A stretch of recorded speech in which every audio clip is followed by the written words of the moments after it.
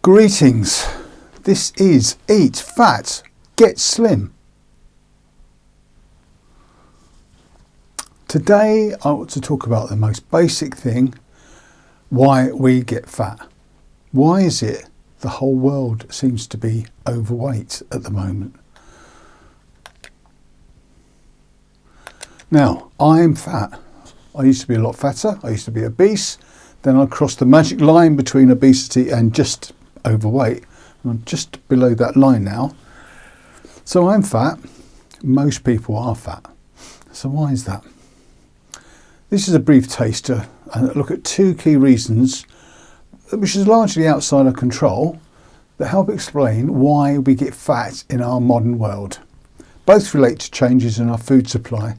And first is the advent of agriculture, which happened a long time ago. As much as 10,000 years ago, depending on where you live. And the second is the modern processing of food.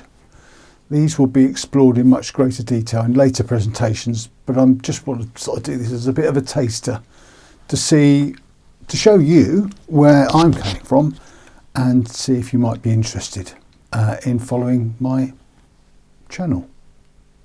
Yeah, so we're in a situation right now where around 93% of Americans are metabolically unhealthy in some way, and about 43% are fully obese, and around 60%, maybe as much as 70%, are overweight. Now the UK, where I'm speaking from, is heading exactly the same direction, and we're not really far behind. Something devastating is happening, and it's been happening for a long time now. So the conventional explanation is very simple, and it puts the emphasis on you, the fat person, and me, the fat person. Now, it is said we eat too much and we don't move enough. So we're told to move more and eat less. But that explanation doesn't really work. Because if we are moving less, why is it we are eating more? So movement burns energy, so less movement should mean less hunger. Yet people are eating more than ever. So what's been happening? Okay, let's go back a minute. In nature, there are very few animals that are fat. Okay, just pause for a moment of hilarity. This is what AI thinks a natural scene looks like.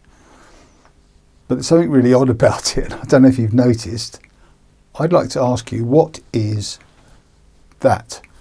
I'll put a zoomed up version so you can see. It's a tribble with a tail. I think we've entered the realm of Star Trek. Back to the serious stuff. There are a few exceptions. You can think of whales. They carry huge amounts of fat, and that's useful for insulation in cold areas.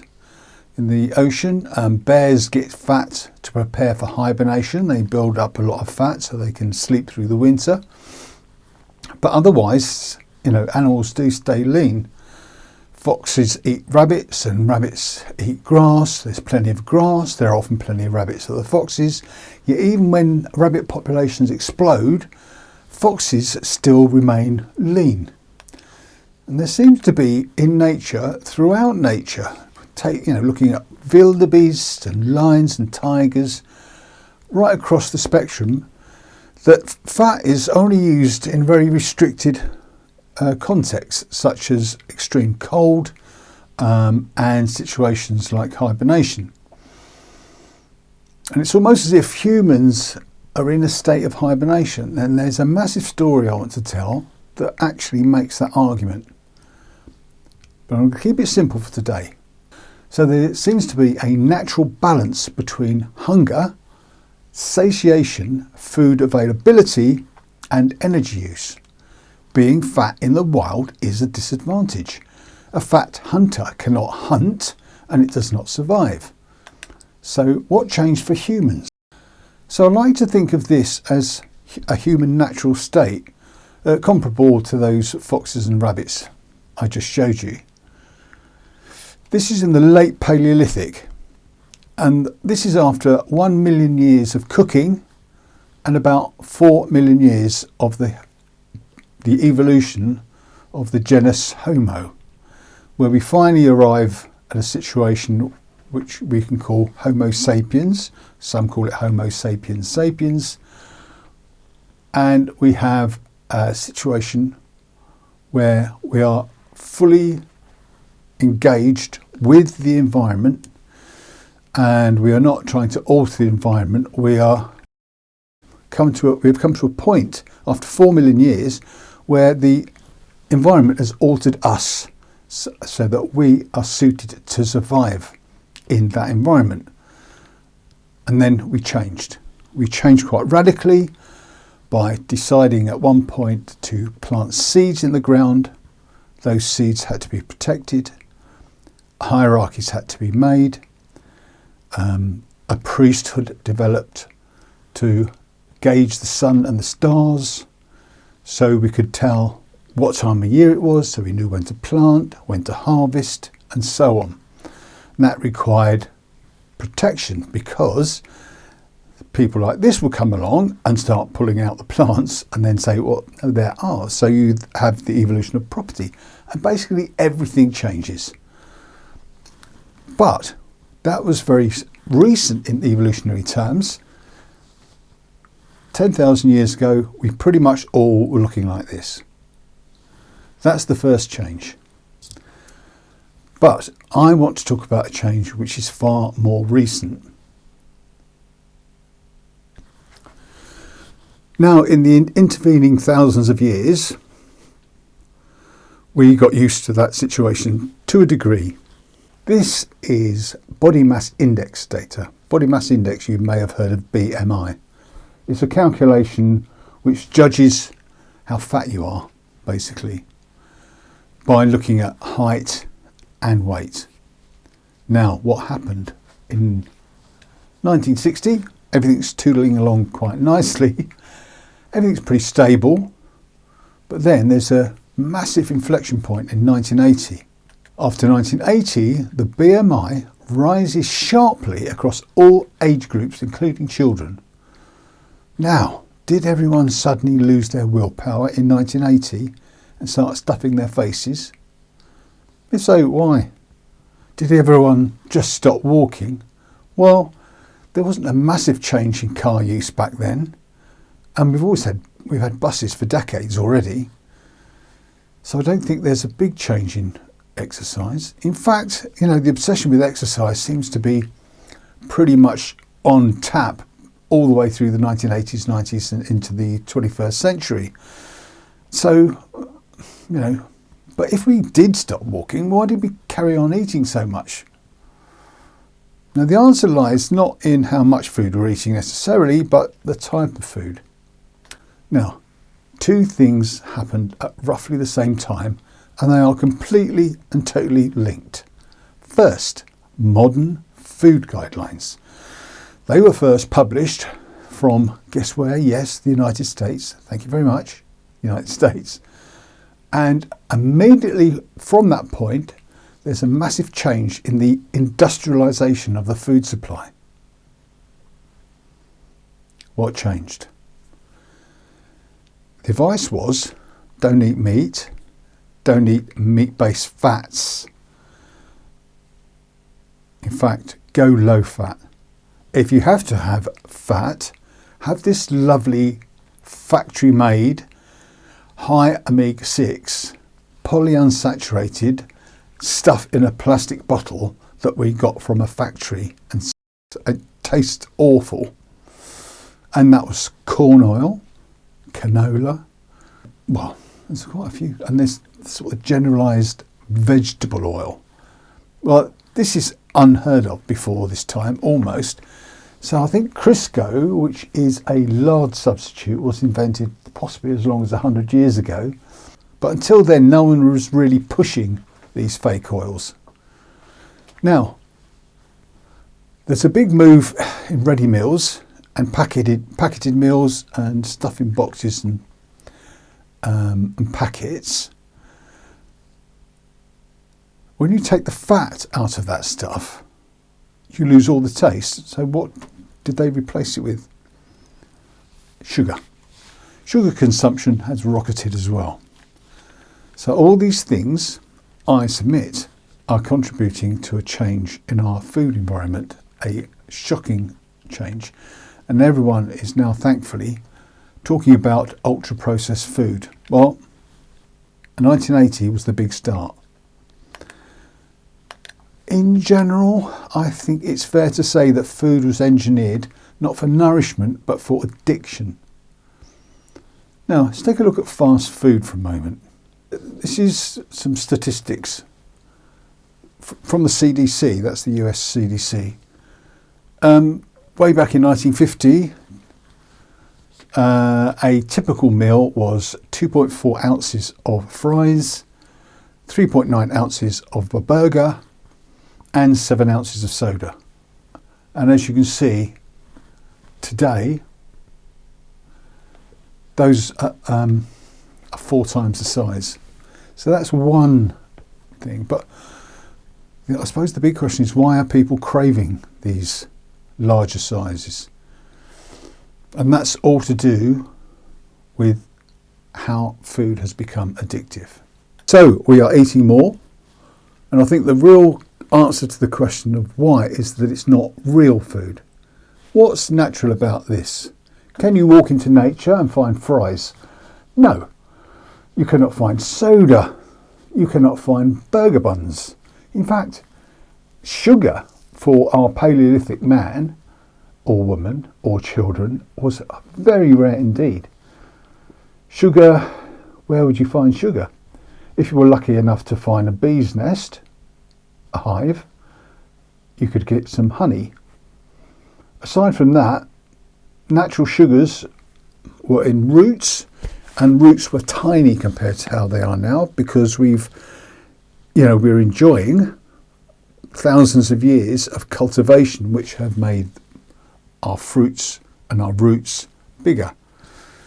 So we'd be lucky to get a few berries. Now, take a look at this. What is natural? The only thing that's sort of natural is the meat, because it's pretty much as it appears in nature. It's just minced and diced and chopped up and cooked. So quite simple processing really compared to a burger bun. So let's think about a burger bun. Where does that come from? So you get these seeds on a plant and you have to remove the husk, and the kernel comes out, and then the kernel is pounded into a fine white powder, and then that fine white powder has additives to make it flow, and then it's dried and pushed off into a tub with water and refined yeast and a spoonful of sugar, and that's all kneaded and then left to swell, and the carbon dioxide grows inside of it, and then it's cooked, and really it bears no relationship to what was on the plant in the first place, because all the goodness has been taken out of it, all the protein and the husk and the fibre, and it's basically just starch. And starch, as soon as it touches your mouth, it almost immediately starts turning into sugar. Fries are rapidly digestible starch as well. I mean, they're not even made from potatoes, they're sort of made from reconstituted, dried, rehydrated and extruded into long strips and then deep fried in toxic oil. So basically, once again, they touch your mouth, they almost immediately start turning into sugar. Soda is in fact just liquid sugar. It's water and sugar with some chemicals. I mean, if you think about it, the whole thing is utterly disgusting. And weirdly, it tastes really nice, and you really want more when you've had one. Now, what does all this do? Actually, before I go any further, and diet sodas are not harmless either. So, even if you have an orange juice, that's basically water and sugar with most of the goodness taken out, all the fibre. Fibre is really important because it slows everything down, so it doesn't impact the system too hard. And diet sodas are not harmless either, for a whole different set of reasons. All this will spike your blood sugar very quickly and gives your head a dopamine shot. Now, what happens is actually your entire blood system can only take 5 grams of glucose. And so all this sugar is hitting your system really quickly. None of this is accidental. All of this spikes the insulin. All of this stimulates hunger. Because what happens, the insulin has to spike really quickly to bring that blood sugar down. And then all that sugar is forced into your tissues. Any fat that's floating about in your blood is also forced into your tissues. The insulin locks away the fat. And what? You're soon hungry afterwards. This is not accidental. This food is specifically engineered for addiction.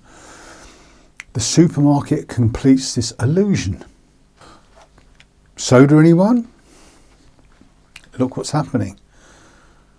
Now, our primitive man, let's think about Mr. Primitive again. So the apes from which we have emerged are highly attuned to see little red berries and to be stimulated physically by the sight, so they go and seek the berry. Look at the colour. Clever packaging. Labels telling you something is heart healthy. And then it says, buy this, buy that, bog off, 2 for 1. Here's the deal, go for more, extra large. We've been sold a story. This isn't nutrition, is it? For the most of our history, we hunted, gathered, cooked and ate what was available locally and seasonally. All of a sudden, all this stuff is available all year round. Now, agriculture is a very recent experiment, and it coincides closely with the rise of many chronic diseases such as obesity, arthritis and dental decay. Now, that's all in the archaeological record. Now, that has been around so long, all these things, that we take arthritis of old age for granted.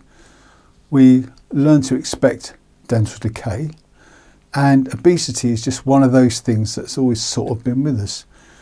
But I don't think any of these things were common 10,000 years ago. So here's my spirit guide.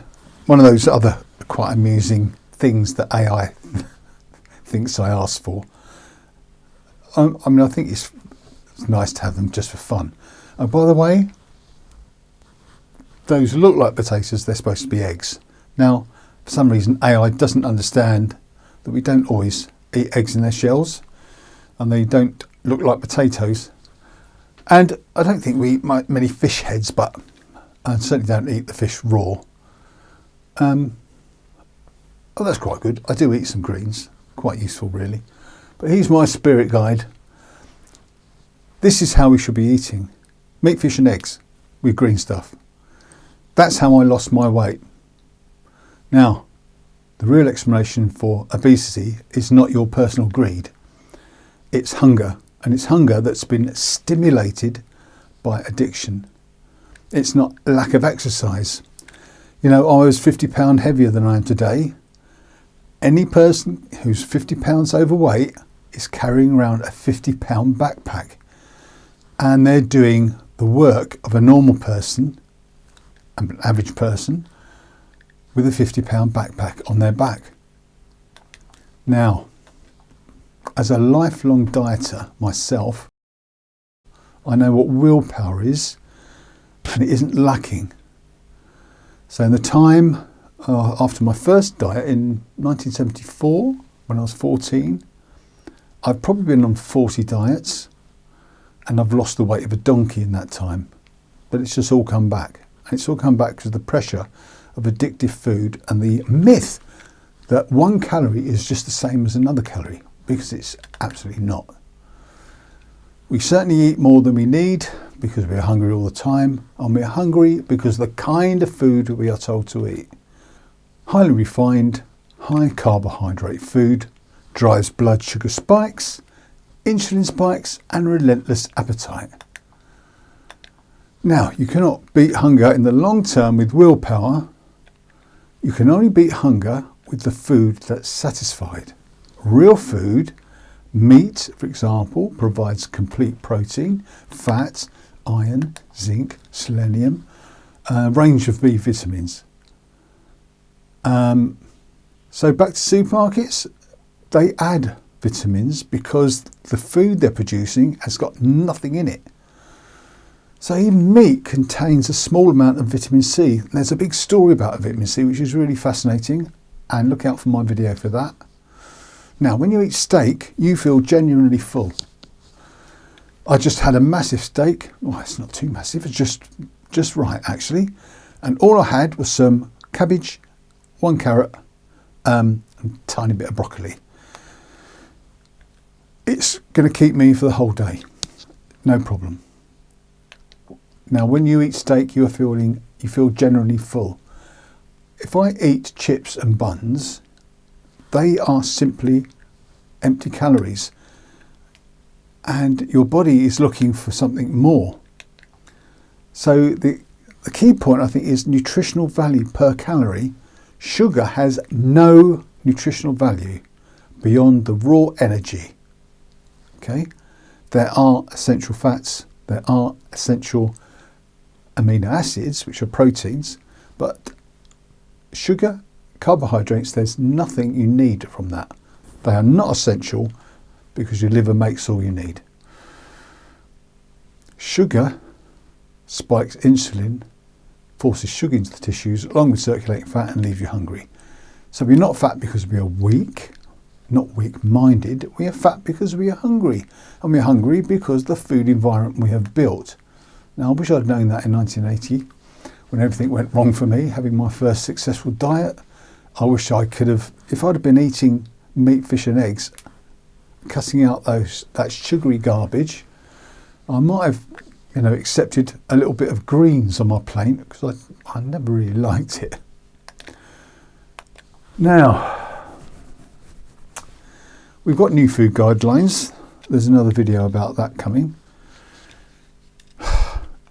Dear Mr. Kennedy, I do hope that whatever good is in those guidelines is not completely militated against by the absurd other stuff about infections and vaccinations.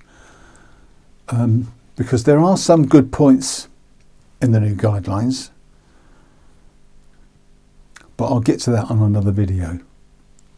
Now, the old guidelines that have been with us since 1980 and tinkered with right up to 2024, food technology and obesity, they all seem to go hand in hand from the 1980s. Maybe this is only a correlation. Maybe that graph is just a mirage. But I think it's one hell of a coincidence. Anyway, that's all for today. I know what I think. Like and share all that stuff, and see you later.